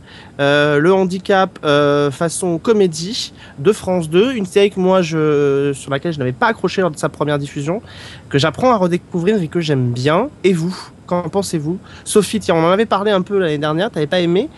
Toujours pas? Toujours hermétique? Ouais, toujours hermétique et pourtant là on n'est pas du tout dans les clichés, etc. Mais moi c'est l'humour tout simplement qui me parle pas. Voilà, les sketchs. Déjà, je suis pas grande fan des petites émissions à sketch comme ça, et puis là, celle-là me parle absolument pas, donc non, Vestiaire, c'est pas pour moi. Laetitia, qu'est-ce que tu l'as vu ou pas, non? J'ai vu un ou deux petits épisodes comme ça, moi non plus, hein, les petites émissions à sketch, c'est pas trop mon truc, donc j'ai assez rapidement zappé, pour être honnête. Est-ce que quelqu'un l'a vu et a aimé? Ça m'intéresse. Ou est-ce que je suis tout seul sur ce coup-là? Je ne l'ai pas vu du tout. Du tout. Moi, j'ai vu quelques petits extraits d'épisodes aussi lors d'un festival l'année dernière. Et c'est pareil, je suis pas trop accrochée. La seule shortcom à laquelle j'ai pu accrocher, c'est Bref. Et sinon, non, c'est pas un humour qui m'a parlé. Et l'unité de lieu, etc., ça me gêne un peu. Donc non, je suis pas très, j'ai pas aimé. Bon, je suis seul sur ce coup. Tout seul. Ouais. Nils, non? Non, moi je l'ai pas vu et d'ailleurs je fais comme si j'étais pas là, quoi. Très bien, très bien. C'est raté. On va s'intéresser à l'année prochaine. On va faire un petit bilan comme ça, une projection donc dans ce qui va arriver l'année prochaine. Il y a des séries qui vont arriver, pas mal, qui vont arriver. On espère que certaines vont trouver un peu preneur au niveau des téléspectateurs. Alors je vous en ai sélectionné quelques-unes. Je voudrais que vous me disiez rapidement si vous les attendez ou si vous les attendez pas. Je commence tout de suite avec le préquel de Psychose. Ça s'appelle Bates Motel. Vous aimez pas? C'est difficile, t'as vu le teaser, il dure 30 secondes, même pas 10 secondes. Je sais vraiment pas à quoi m'attendre, moi. Un postulat de départ comme ça sur une série autour de Norman Bates, est-ce que ça vous donne en tout cas envie? Est-ce qu'il y a matière pour vous? Pas plus que ça pour l'instant, mais vraiment j'attends de voir un trailer digne de ce nom. Moi, Non, parce mais qu'il y a Carlton Cuse, je vais pas réussir à le dire, le mec de Lost en fait, qui fait cette série. Donc du coup, Ouais. je suis intriguée pour lui. Mais sinon, préquel, pas top. Benjamin? Oui, a priori, c'est une super mauvaise idée. Enfin, connaissant Psychose qu'on a, enfin même, voilà, faut regarder Psychose, faut pas essayer de regarder de savoir ce qui se passe avant, quoi. Non, mais effectivement, on a vu 3 secondes, donc on peut rien dire encore. Mais l'idée de base m'intéresse pas du tout. C'est comme pour Hannibal, hein, il faut pouvoir passer après Voilà, ouais. Anthony Hopkins dans l'un et Anthony Perkins dans l'autre, quoi. C'est un peu casse-gueule. Oh, ça D'accord. c'est grandiose. Non, mais il y a aussi autre chose quand même, c'est que dans le film de Hitchcock, théoriquement, ce qui se passe avant, c'est qu'ils se font chier, quoi. C'est qu'ils n'ont pas une vie intéressante avant. C'est ça le principe. Donc au moins, si on pouvait avoir une série qui justement ait l'intelligence de commencer là-dessus, ça, ce serait pas mal. Mais voilà, on n'a pas. En fait, c'est ça le problème, c'est que lorsqu'on tombe dans la forêt sur la maison en pain d'épices, on n'a pas envie de savoir comment c'était la veille. C'est toujours pareil. Ça casse le mystère un peu, ouais. Un peu, ouais. Laetitia? Bah, effectivement, le trailer est pas très parlant, mais moi je dis pourquoi pas le passé de Norman Bates. C'est vrai que Psychose m'avait suffi, mais je dis pas non avant d'avoir vu des images en tout cas. J'attends de voir. Un peu comme Hannibal, effectivement, pareil. J'attends de voir. Nils disait il faudrait que la série ose jouer un peu sur le côté un peu ennuyeux et tout. Enfin voilà, qu'ils essayent d'aller là-dedans. Moi je pense aussi il ne va pas falloir qu'ils aient de remords à aller dans le côté un peu sale. Parce que voilà, c'est-à-dire qu'il faut pas qu'ils se censurent, il faut qu'ils aillent dedans. C'est-à-dire que la relation entre Norman et sa mère est quand même une relation très particulière. Et qu'ils n'osent pas aller et franchir des tabous, ça va être compliqué pour la série de tenir la route sur la longueur. En fait, ils vont juste nous le montrer en train de torturer des chats et voilà. Ça va être ça le gore. Ça va te plaire? Oh, des chats. Non, des C'est chats, bien. c'est pas drôle. C'est Non. pas drôle. Il va être question beaucoup de serial killer entre Cult sur la CW et The Following avec Kevin Bacon sur la Fox. Lequel des deux remporte vos suffrages? Dans les deux cas, toujours des histoires de tueurs en série. C'est très à la mode l'année prochaine. Allez, Laetitia. Plutôt Robert The Knepper Following, ou ça. plutôt Kevin Bacon? Ouais. Kevin Bacon, enfin je veux dire, la question ne se pose même pas. C'est la CW d'un côté et puis il y a Kevin Bacon avec un truc sérieux qui a l'air bien trash. Donc oui, sans hésiter, The Following. Marion. Alors moi, mon cœur balance dangereusement parce que les deux m'excitent au plus haut point. Il y a Kevin Williamson dont je suis méga fan, il y a un petit goût de Scream un peu partout, dans Cult aussi. Et la CW finalement, j'ai bien aimé moi Arrow donc cette année et je pense qu'ils peuvent proposer un truc sympa. Enfin la bande-annonce de Cult, moi je la trouve plutôt attirante avec un univers bien défini. Donc non mais je sais pas, je vais regarder les deux. Je suis à fond sur les deux là. C'est vraiment voilà, les deux séries de Nils. l'année pour moi. Kevin Bacon. Ouais. Bah oui. C'est plus compliqué. Bah oui. C'est la CW qui fait peur en fait. Hein. Non. Non, si peu. Non, mais Benjamin. s'il y avait oui, sur l'acteur, évidemment, Kevin Bacon, comme tout le monde. Cult, j'avoue que j'ai une petite curiosité malsaine, parce que ça a l'air... Alors, je ne sais pas vraiment si c'est ambitieux ou prétentieux, mais il y a quelque chose. Il y a un jeu sur l'image, il y a un jeu... Enfin, ça a l'air assez complexe, et ça peut se planter de façon même assez drôle, donc je vais forcément regarder. Mais évidemment, moi aussi, je suis sur les deux. Je suis comme Marion, je j'arrive pas à décider. Effectivement, quand j'ai vu CW, je fais oh non. Mais Robert Nepper, j'adore aussi. Donc, bon, je vais quand même me donner la priorité à The Following, mais je suis sûre que Cult sera quelque part pas très très loin. Ça va être compliqué parce que la série est programmée en face de NCIS, hein, et NCIS Los Angeles, donc ça va être chaud pour elle pour arriver à ramasser un peu de l'audience. On va terminer avec, parce qu'on est vraiment pas mal en retard, on va terminer avec une série française, parce qu'on a dévoilé le teaser il n'y a pas très longtemps. C'est une série française avec Jean Reno, c'est sa première série française, ça s'appelle Joe, une série française écrite par René Balsé, qui était à l'origine donc de New York section criminelle. Une série française dans laquelle tous les Français parlent anglais. Qu'est-ce que vous avez vu un peu le teaser? Est-ce que ça vous intéresse ou est-ce que ça vous intéresse pas? Ça va arriver en courant 2013 sur TF1. Marion, tiens. Ça m'intéresse assez moyen. J'ai l'impression que c'est une coproduction internationale, ça, non? Oui, tout à fait. Ouais, non, mais bon, le côté, le côté flic blessé, on l'a déjà vu dans d'autres séries policières, ça paraît assez déjà vu. Jean Reno, moi, je trouve, c'est plus trop un acteur qui me parle. Je trouve il a perdu de son charisme depuis un moment. Et du coup, j'ai pas trop accroché. Je regarderai peut-être le pilote quand même pour m'en faire une idée, mais ce sera juste par excès de professionnalisme. Nils, tiens, je sais pas pourquoi j'ai envie de te demander. Kevin Bacon. Voilà. J'étais à peu près. Benjamin, non je pense que je la regarderai par acquis de conscience pour mettre à jour le dico des séries, mais c'est absolument tout. Et voilà. Et bon, j'ai regardé Le Transporteur, je peux bien survivre à Joe, quoi. Ah, t'as une bonne excuse maintenant. Le dico des séries, c'est une très bonne excuse pour regarder toutes les boosts qui vont passer. Voilà. La tête haute, bien. Quand même. T'as un alibi. Laetitia. Par acquis de conscience aussi, ça.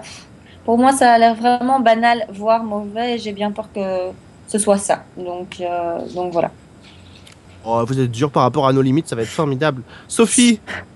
Pas dur. Ben écoute, moi je vais essayer d'y échapper, à moins que tu sois vraiment vicieux et que tu nous l'imposes pour le podcast. Mais sinon, je vais te l'imposer. Si je pouvais y passer à travers, il n'y a pas de souci. Hein. Non, puis alors c'est terrible, Jean Reno, dans cette bande-annonce qu'on a pu voir, il a l'air d'avoir été sorti du lit et posé devant la caméra. Il a l'air pas du tout à ce qu'il fait, il a l'air d'avoir le regard vitreux. Alors peut-être que certains vont dire c'est son regard habituel. Hein?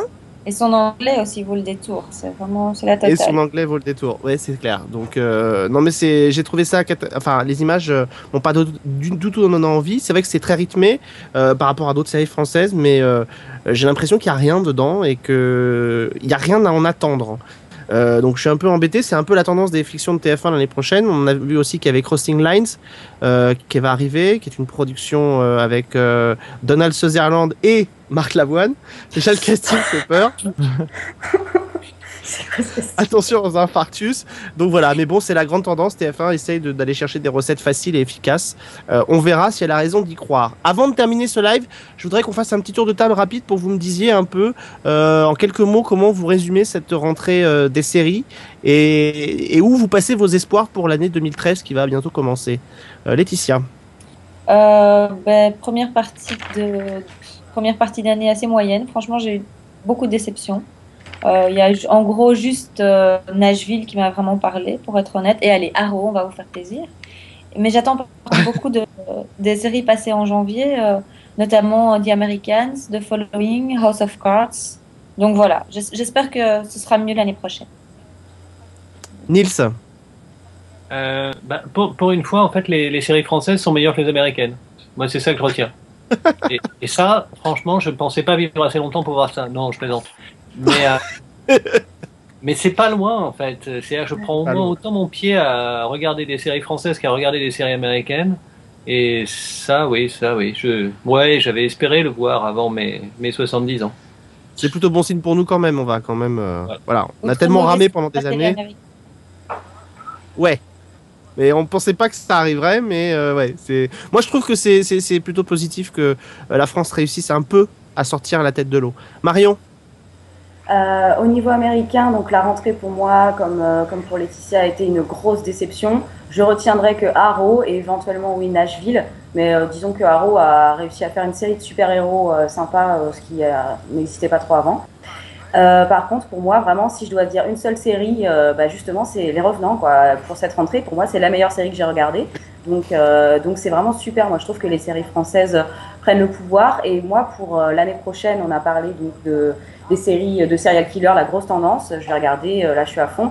Et par contre, j'attends pas mal de séries françaises aussi l'année prochaine, notamment Odysseus de Arte. Il y a quelques productions comme ça qui vraiment me font super envie aussi. Toutes les séries, enfin toutes, peut-être pas toutes, mais pas mal de séries Canal qui vont revenir aussi. Et du coup, je vais regarder beaucoup plus de séries françaises qu'avant en fait. Voilà. Sophie? C'est un peu la même chose. Moi, décevante au niveau des grosses nouveautés et des grands noms des séries qui franchement, nous ont pas donné ce qu'on attendait. Très décevante au niveau des comédies, des sitcoms. Vraiment pas drôle cette année. Et surprenante parce que, voilà, c'est les séries que je vais retenir, c'est des séries que je ne pensais pas que j'allais regarder. Donc, Nashville, Arrow, Les Revenants aussi, hyper surprise. Et donc, là, moi, pour 2013, j'attends évidemment les séries de serial killers, c'est clair. Maintenant, est-ce qu'on va être encore déçus? J'espère pas. J'espère qu'il y aura au moins une pépite dans la rentrée, quelque chose d'extraordinaire, une vraie bonne série américaine, parce que là, cette saison, c'est pas gagné quand même. Ma grosse déception, c'est qu'en tant que vrai fan de séries feuilletonnantes, je regrette qu'encore une fois, il n'y ait pas eu un gros show feuilletonnant qui ait réussi à s'imposer. Vraiment, on a du mal à voir des séries comme ça qui vont durer 4, 5, 6 ans, auxquelles on va être accroché, scotché. Il y en a quelques-unes un peu sur ABC, des cas comme Revenge par exemple, ou Once Upon a Time, qui essaye et qui arrive un petit peu, mais sinon ça reste quand même très compliqué.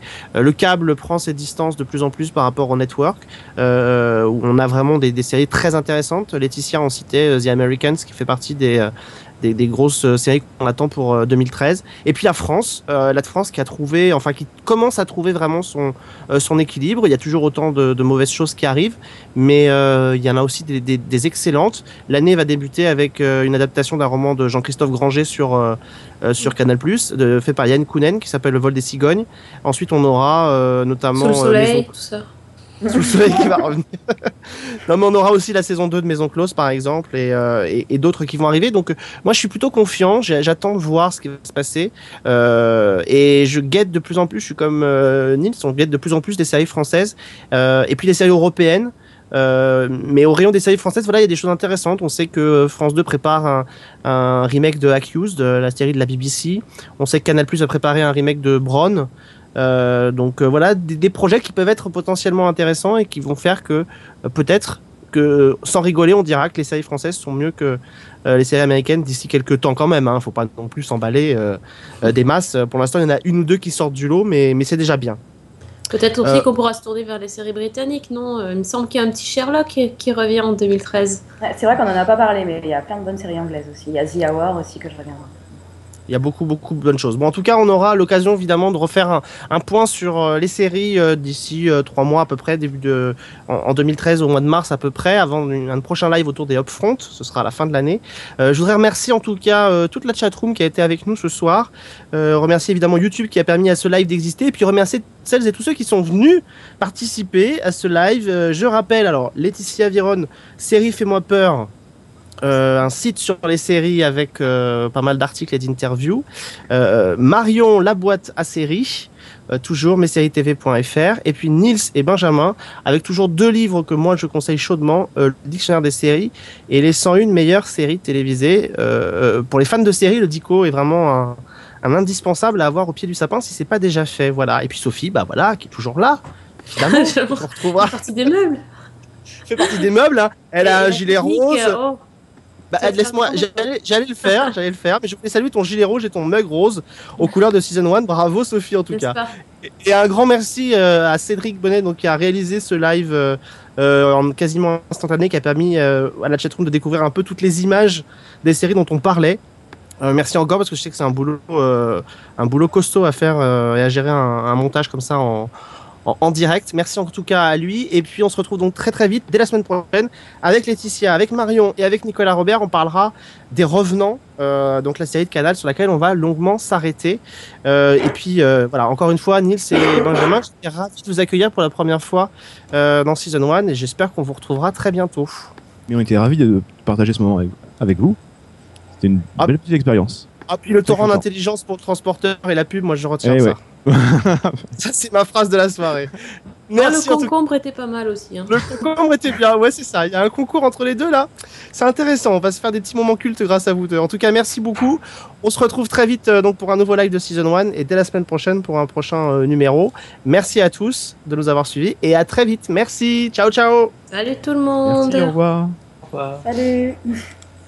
Ah bah attends, j'ai même pas dit bonne semaine et bonne série, ça va plus ça. Ça va pas du tout. Tu merdes, Sophie.